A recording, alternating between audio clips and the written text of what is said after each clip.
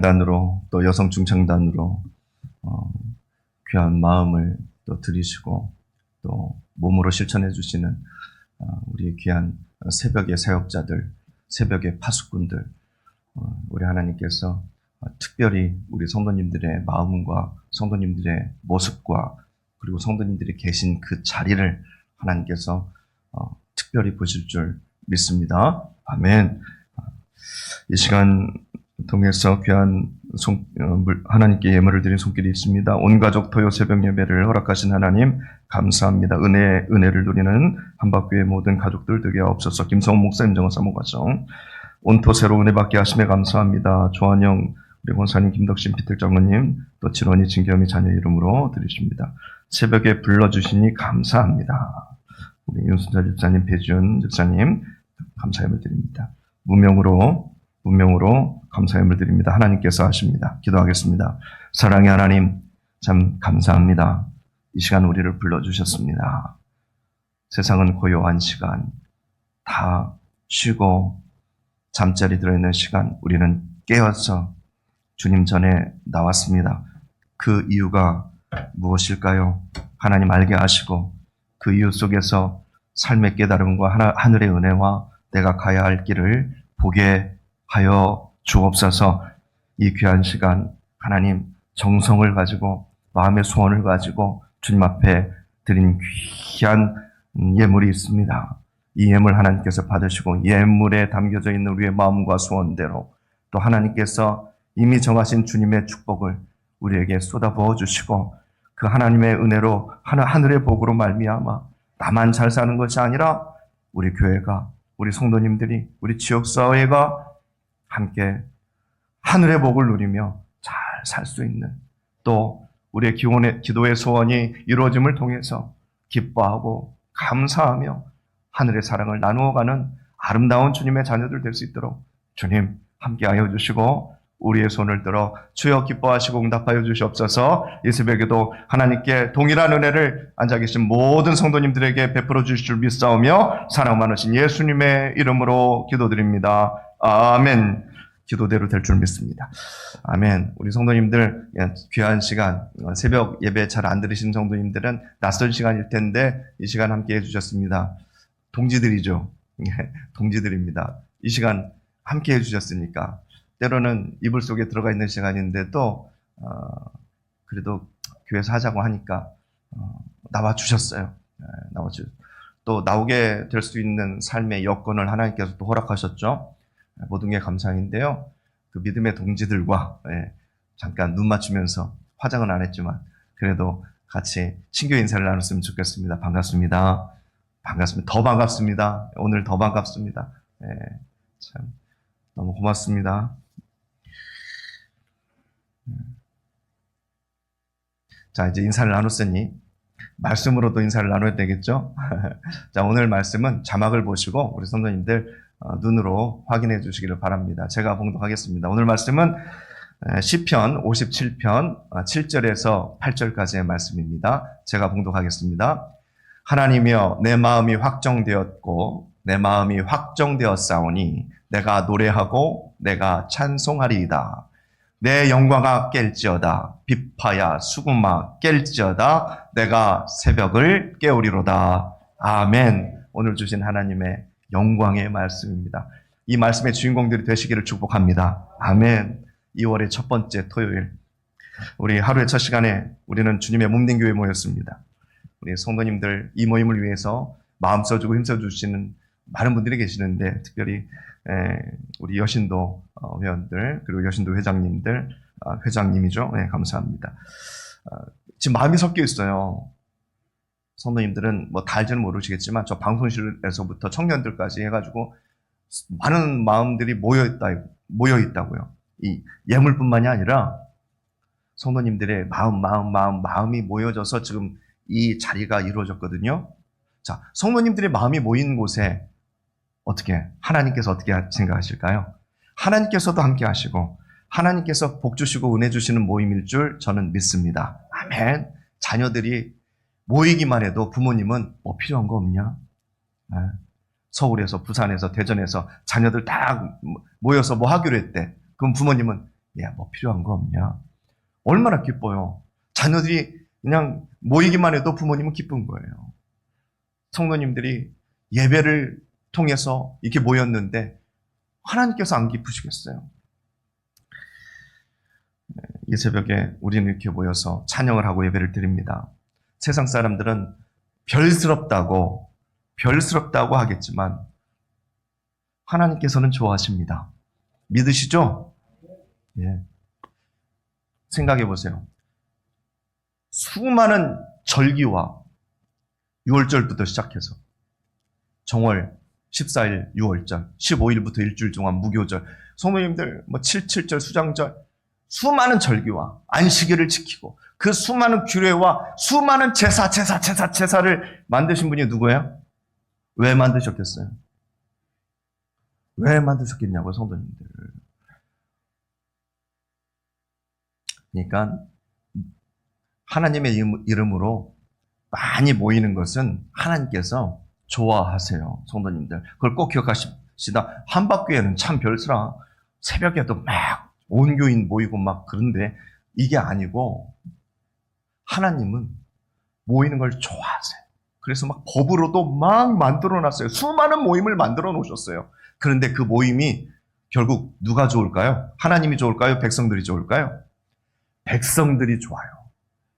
백성들이 좋아지고 백성들의 죄가 사해지고 백성들이 서로 단합하게 되고 백성들이 다시 마음을 다잡게 되고 백성들이 죄를 용서받게 되고 백성들이 다시 좋은 길로 가게 되고 그 모임을 통해서 이 모임도 그런 모임이 될 줄 믿습니다. 성도님들.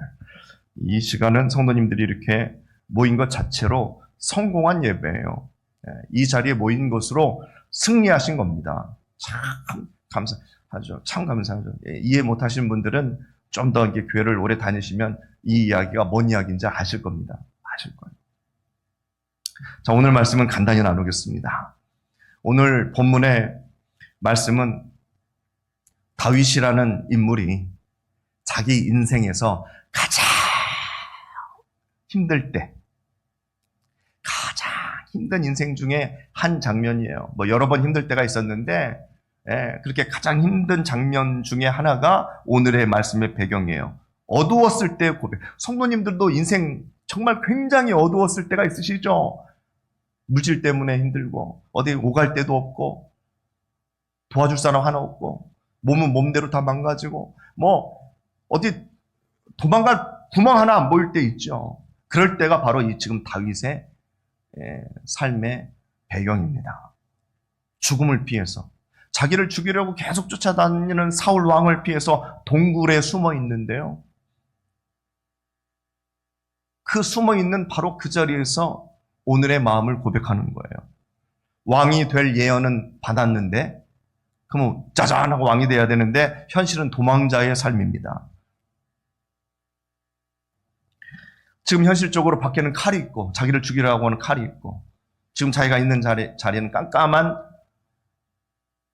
두려움이 있으며 두려움의 동굴이죠. 미래는 암담합니다. 나가면 죽으니까. 지금 다윗은 그런 상황에 처해 있어요. 그런 상황에서 다윗은 오늘 이렇게 고백합니다. 하나님, 내 마음이 확정되고 확정되었사오니. 상황은 바꾸지 못해도 내 마음은 하나님께 드릴 수 있잖아요. 하나님, 제 마음 확정되었습니다. 두말할 것 없다. 내 마음은 이미 확정되었다. 성도님들, 여기서 확정되었다는 말은요, 내 감정이 안정되었다, 이런 뜻 아닙니다. 상황이 정리되었다. 빚 다 갚았어? 그 문제 해결됐어? 물건 다 입고 되었어? 자녀들 다? 아니. 상황 그대로. 정리된 상황이 아니에요. 히브리어 원문을 보면 지금 감정이야 두렵고, 지금 상황이야 어렵고. 그런데 다윗의 고백은 뭐냐면 이미 결정되었다입니다. 아무것도 변하지 않았는데 다윗의 선포는 이미 결정되었다. 더 이상 나는 흔들리지 않겠다. 동감하십니까? 성도님들, 정말 이런 상황에 겪어보신 분들은 어느 정도 이 다윗의 고백이 정말 위대한 고백이라는 걸 알 수 있을 거예요. 얼마나 마음이 흔들려요. 얼마나 심장이 쿵쾅쿵쾅 뛰어요. 잠도 안 오고.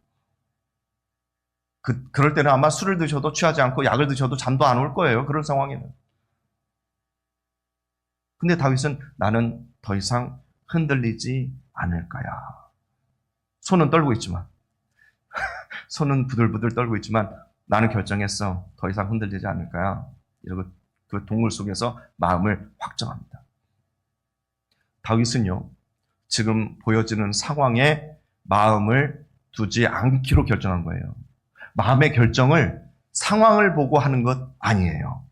자기를 죽이려고 계속 쫓아다니는 사울 왕이 빠져나갈 길이 하나도 없는 이 동굴의 이 현 상황이, 이 깜깜한 밤이 그의 마음을 규정할 수 있도록 내버려 두지 않습니다. 제일 먼저 다윗이 한 것은 자기 자신에게 설교합니다. 나 자신에게 설교해요. 제일 먼저 한 것이 나 자신에게 선포하는 거예요. 내 마음아, 이미 정했다. 두려움아, 너는 더 이상 나의 주인이 아니다. 현실아. 현실이라는 이름 여기 없으시죠? 제가 다니는 교회에서는 꼭 현실이라는 이름을 가진 분이 한두 명씩 계셔가지고, 현실아, 너는 나를 좌지우지할 수 없다. 기가 막히지 않아요? 성도님들, 이건 성도님들도 할 수 있어요. 하나님께서 우리에게 주신 특권이고 하나님의 자녀들이 사용해야 할 권세입니다. 상황이야 똑같지만 너는 내 마음에게 막 선포하는 거야. 흔들리지 마. 흔들리지 마. 이미 결정했어, 나는. 그리고 그대로 나가는 거야. 이 믿음이 첫 번째 우리의 능력이에요. 자기 마음에게 하나님의 편에 설 것을 명령하는 힘입니다. 그리고 다윗은 여기서 멈추지 않죠. 내가 노래하고 내가 찬송할 거야. 그 상황에서. 근데 성도님들, 수많은 인물이 그랬어요. 우리 믿음의 조상들도 마찬가지고요. 사도 바울도 감옥에서 찬송했고요. 감옥에서는 원망하고 불평해야 되는데 아이고 해야 되는데 감옥에서 찬송했단 말입니다. 과거의 위대한 인물들만 그렇게 하는 겁니까? 우리도 그렇게 해야죠. 참 흥미로운 사실은요, 다윗은 지금 노래할 이유가 하나도 없어요. 시금을 전폐하고 원망하고 불평할 때인데 내가 왜 그랬을까 해야 되는데 지금 찬양하고 있잖아요. 근데 찬양할 이유가 하나도 없다는 거예요. 구원은 아직 오지 않았고 지금 내가 있는 자리는 어두컴컴하고 춥고 아주 깜깜한 동굴 그대로고 나를 죽이려고 하는 사울은 밖에서 아직도 칼을 들고 있고 빠져나갈 구멍 하나도 없고. 그런데 다윗은 어디에 반응하냐면 지금 현 상황에 반응하는 것이 아니라 자신의 결단에 반응하는 거예요. 내 결단에 반응해서 그 반응은 찬송으로 나옵니다. 그러니까 성도님들, 우리가 부르는 찬송은 응답을 받아서 하는 결과물이 아니에요. 좋은 일이 있어서 찬송도 하겠지만 우리가 부르는 찬송은 좋은 일의 결과로 막 부르는 게 아니라 미리 선포하는 믿음의 선포인 줄 믿으시길 바랍니다. 아멘. 찬송의 힘이 거기서 나와요. 뭐가 좋다고 저렇게 재는 찬송에 삶은 힘들어 죽겠다고 하면서 몰라서 하는 소리예요. 몰라서 하는 소리. 힘들어요. 힘들지만 힘든 삶에 쫓겨가는 게 아니라 힘든 삶에 선포하는 거예요, 찬양은. 이제 다윗의 설교는요, 동굴 안에서 자신에게 하는 설교는 더 깊어져요. 뭐라고 설교하냐면 비파야 깰지어다. 수금아 깰지어다. 내 영광아 깰지어다. 여기서 선포하는 영광은 자신의 성공이 아니에요. 다윗의 자존심이 아닙니다. 히브리어 성경에 보면은 여기서는 이 영광은 내 영혼, 내 존재의 가장 깊은 중심을 가리키고 있어요. 그러니까 내 영혼아 깰지어다. 내 영혼아 잠들지 말아라. 문제 속에서 섞여서 그냥 쓰러져 버리지 말아라. 탄식하지 말아라. 상처 속에서 웅크려 있지 말아라. 눈물만 줄줄줄줄줄줄 흘리고 있지 말아라. 지금 이 고요한 침묵을 신앙이라고 착각하지 말아라. 그리고 놀랍게도 악기에게 명령합니다. 수금아, 비파야, 깨어라. 어떻게 생각하세요? 멋진 시적인 표현이라고 생각하세요? 절대 그렇지 않습니다. 제가 좀 리얼하게 말씀드리면 풍악을 울려랍니다. 그 상황에서 지금 아이고 할 때인데 다윗은 자기 자신 속에 선포하는 거예요. 풍악을 울려라. 피아노야 울려라. 드러마 두드려라 하는 거예요. 다윗은 지금 알고 있어요. 찬양은 지금 이 죽을 것 같은 분위기를 깨우는 거예요. 깨우는 겁니다. 성도님들, 믿음은 환경에 반응하지 않습니다. 믿음은 내 지금의 상황을 쫓아가지 않습니다. 성도님들이 가지고 계신 믿음은 오히려 그 환경을 깨워버립니다. 질질질 끌려가지 않아요. 성도님들이 가지고 계신 믿음은 바로 그렇게 사용하는 것이고 바로 그렇게 사용하라고 하나님께서 주신 것입니다. 마침내 다윗은 아주 멋지고 담대한 선포를 합니다. 내가 새벽을 깨우리로다. 보통은요, 새벽이 우리를 깨웁니다. 그렇죠? 시간이 우리를 깨웁니다. 알람이 우리를 깨웁니다. 시간이 우리를 자꾸 밀어내요. 일어나, 침대 밖으로 나가. 해가 떠오르면 어쩔 수 없이 하루를 시작합니다. 그런데 오늘 다윗은 말합니다. 아니다. 오늘은 내가 새벽을 깨운다. 새벽아, 일어나라. 어떤 뜻이 담겨져 있을까요? 모든 문제의 상황과 자식 때문에 힘들어하고, 물질 때문에 힘들어하고, 건강 때문에 힘들어하고, 그냥 내가 쉽게 어떻게 할 수 없는 이 상황에게 선포하는 거예요. 내가 새벽을 깨운다. 새벽아, 일어나라 하는 거예요. 평소에는 새벽에 끌려다녔잖아요. 평소에는 시간에 끌려다녔잖아요. 성도님들, 이 선포는 내가 시간의 주인이 되겠다는 그런 오만함이 아니에요. 내가 시간을 막 좌지우지 하겠다는 그런 교만함이 아닙니다. 늘 시간에 끌려다녔는데 아니다. 이번에는 내가 시간 위에 서리라. 내가 시간을 시간에 막 쫓겨다녔잖아요. 성도님들 우리는. 시간 위에서. 시간을 짧게 하고 길게 하고 그런 능력을 말하는 건 아니에요, 성도님들. 그 시간을 내가 컨트롤하겠다는 거예요, 성도님들. 주어진 시간을 이제는 더 이상 끌려다니지 않겠다. 절망의 리듬에 그냥 끌려다니지 않겠다. 선언이에요. 신앙의 선언이에요. 밤이 끝날 때까지 기다리지 않겠다. 이 어둠이 나를 지배할 때까지 나는 기다리지 않겠다. 이 환경이 변할 때까지 나는 침묵하지 않겠다. 하나님께서 하실 일을 믿음으로 앞당겨가지고 노래하겠다. 앞당겨서 노래하겠다.